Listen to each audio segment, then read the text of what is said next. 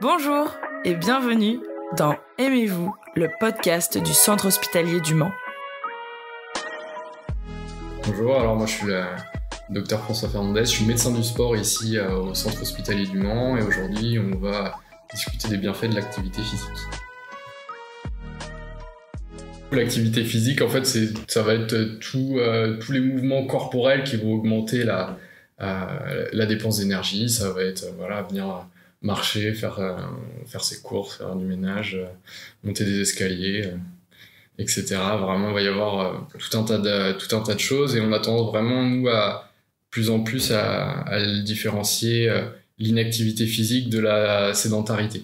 La sédentarité, ça va être tout le temps passé assis ou allongé en dehors des périodes vraiment où on va être en sommeil.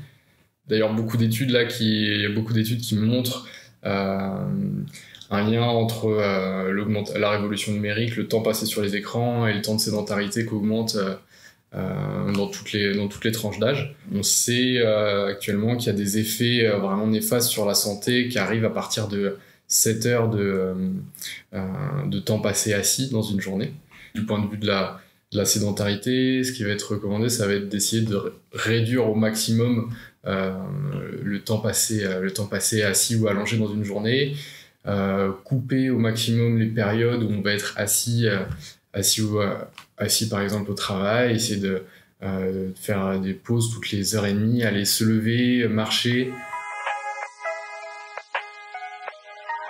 Alors la différence entre le sport et l'activité physique, en fait, il faut savoir que le sport, c'est un type particulier d'activité physique. Ça va être de l'activité physique avec des règles, avec un but qui va être très normé, mais ça reste de l'activité physique. Nous, on fait volontairement la différence entre les deux parce que le sport, ça n'a pas toujours une connotation très sympa auprès de certaines personnes avec des fois des souvenirs un peu malheureux de cours de sport ou de choses comme ça qui peuvent déplaire, et alors que vraiment là on parle d'activité physique, on parle de mouvement, on parle juste de bouger pour se faire du bien à son corps.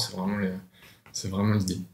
On peut avoir ces 4 heures de sport le week-end, aller courir le samedi, aller courir le dimanche, et à côté de ça être sédentaire tout au long de la semaine. Et en fait, on s'est rendu compte que les effets négatifs de la sédentarité, ils étaient vraiment indépendants de ceux de l'inactivité physique. Et que le fait de faire du sport, ça compensait pas complètement les effets négatifs de la sédentarité. C'est pour ça que c'est important vraiment de lutter contre la sédentarité et en même temps, à côté de ça, de faire une activité physique régulière. Nous, on a tendance à recommander une activité physique tout au long de la semaine. Éviter, c'est très bien de faire de l'activité physique le week-end, mais essayer de la répartir le plus possible au long de la semaine.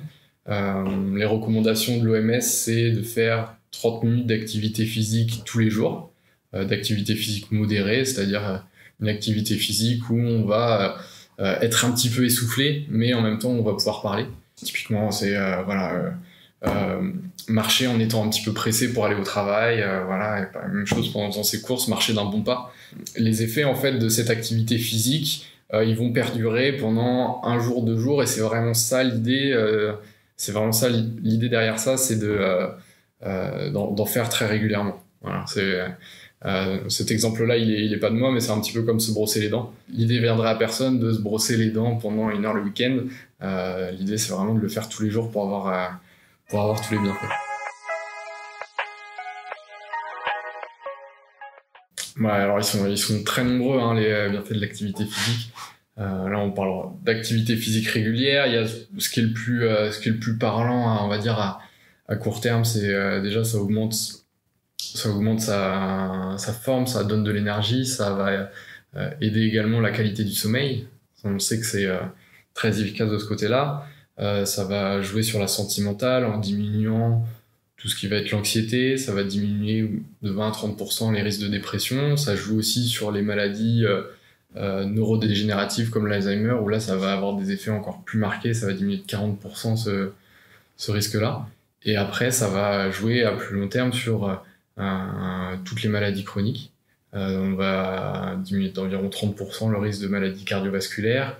Ça va diminuer de 25 à 35% le risque de diabète de type 2. Et en parallèle de ça, ça va aider à contrôler son poids. Et ça a aussi des effets sur le risque de cancer. Ça va diminuer entre 20 et 25% le risque de cancer de côlon, cancer du sein, cancer du poumon, etc. Quel que soit l'état de santé, quel que soit le moment de la vie, on sait que par exemple chez la femme enceinte, ça va diminuer le risque de développer un diabète gestationnel, ça va favoriser également la perte de poids après l'accouchement.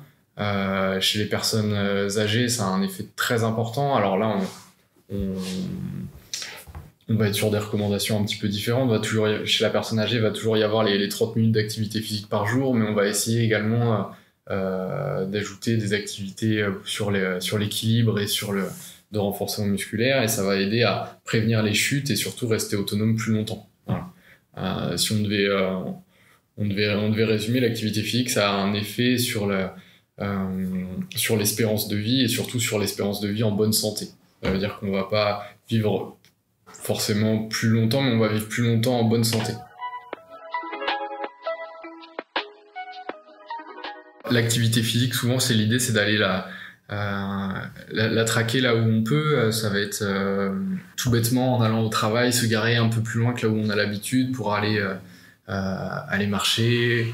Les recommandations parlent de 30 minutes, mais il faut savoir que voilà, on peut les découper comme on veut. Ça peut être 6 fois 5 minutes. On va essayer de privilégier aussi les escaliers par rapport aux ascenseurs. On va essayer de privilégier tout ce qui va être les transports actifs, aller au travail en vélo, aller au travail à pied si on habite à côté. Toutes ces choses-là, ça rentre en compte et c'est très bon pour la santé. Dans le travail de bureau, on va recommander plein de petites actions pour lutter contre la sédentarité. Ça va être, par exemple, éloigner l'imprimante de son bureau, se lever pour aller chercher des feuilles, faire des pauses en marchant. Il y a pas mal d'entreprises qui mettent aussi en place des choses, des bureaux assis debout, des tapis de marche, des petits pédaliers sous les bureaux pour aller faire un petit peu d'activité physique, essayer d'activer un peu la machine au cours de la journée. Pour les enfants, on va être sur des objectifs un petit peu plus élevés. On va essayer d'avoir 1 heure d'activité physique dynamique par jour. Et l'idée, c'est vraiment de varier au maximum les activités chez l'enfant. Dans la grande majorité des cas, l'activité physique à l'école est pas suffisante, même si là, il y a de plus en plus d'ajouts d'activités physiques au quotidien. Des experts français du sport santé qui sont un peu en train d'alerter là sur l'inactivité physique chez les jeunes, notamment le professeur François Carré, qui est cardiologue et médecin du sport à Rennes, qui alerte et qui lui parle de tsunami sociétal d'activité physique avec on se rend compte de plus en plus avec les dernières études que on a une avancée en âge des facteurs de risque cardiovasculaire, que ça touche les enfants de plus en plus jeunes et justement le professeur François Carré alerte, il a fait une intervention récemment au Sénat en alertant, en disant que les jeunes enfants préparaient leurs infarctus à 30 ans et que c'était une situation on se dirigeait vers une situation assez dramatique de ce côté-là, et c'est important dès maintenant remettre plus de mouvement dans nos vies de ce côté-là, d'essayer d'accompagner les jeunes vers des modes de vie plus actifs, et ça part même de l'exemple donné par les parents, et on sait que des parents actifs, ça va encourager les enfants à bouger plus. On fait un distinguo entre les enfants de moins de 5 ans qui eux, ont besoin de 3 heures par jour de jeu et d'activité physique, et les enfants plus âgés à partir de 6 ans, de 6 à 17 ans, où là on va être sur 1 heure d'activité physique recommandée par jour. Encore une fois, il y a des études récemment, des études françaises qui ont montré que faire de l'activité physique avant d'aller à l'école, ça facilitait les apprentissages. Des choses toutes bêtes où on se rendait compte même que pour apprendre une poésie, c'était plus facile après 30 minutes d'activité physique. Actuellement, il y a 2 jeunes sur 3 qui présentent un risque sanitaire préoccupant parce qu'ils dépassent 2 seuils, c'est-à-dire plus de 2 heures de temps d'écran et moins de 60 minutes d'activité physique par jour. Et ce pourcentage, il est malheureusement supérieur chez les filles que chez les garçons. Pour se remettre en mouvement, là, il y a la prescription d'activité physique qui est maintenant possible. Ça peut être fait par tout médecin. Et l'idée, c'est vraiment d'accompagner cette remise en mouvement de façon un petit peu encadrée. Ça passe par une prescription d'activité physique et après, le patient est orienté vers ce qu'on appelle les maisons sport santé, où là, des enseignants APA font un bilan et vont faire des séances d'activité physique adaptées, du coup adaptées aux limitations des patients, à leur pathologie, et dans l'idée vraiment de les remettre en mouvement et les accompagner vers une activité physique autonome, parce que ça va être ça la finalité, c'est que chacun puisse trouver une activité physique qui lui plaise, voire même un sport, et qui prenne du plaisir à le faire et que ça rentre dans le quotidien. Et on sait que c'est ça, c'est aussi le plaisir lors des activités qui va permettre la pérennisation dans le temps. Et il y a de plus en plus de sports qui s'ouvrent sur un versant adapté. On va avoir le foot en marchant, on va obliger d'avoir un pied toujours au sol, on va avoir le rugby touch où il va plus y avoir de plaquage. Il y a pas mal de choses comme ça qui vont être adaptées, et puis on a beaucoup d'activités comme la gymnastique douce, comme les pilates qui sont aussi très bien et qui permettent au plus grand nombre de faire des activités physiques. C'est pour l'instant limité à certaines maladies chroniques et à l'hypertension artérielle, mais ouais, c'est tout à fait possible d'aller voir son médecin traitant qui peut faire une prescription simple et après réorienter vers les maisons sport santé. Là, on sait qu'au Mans et en Sarthe, il y a plusieurs maisons sport santé, et il y a aussi le site onyva.com qui est une plateforme des Pays de la Loire et qui a plusieurs interfaces, dont une pour les patients où il y a référencé les différentes structures qui proposent des activités physiques adaptées, ainsi que les maisons sport santé. Il y a aussi un volet pour les médecins pour les accompagner dans leur prescription. Et voilà. Vous venez d'écouter Aimez-vous, le podcast du Centre hospitalier du Mans.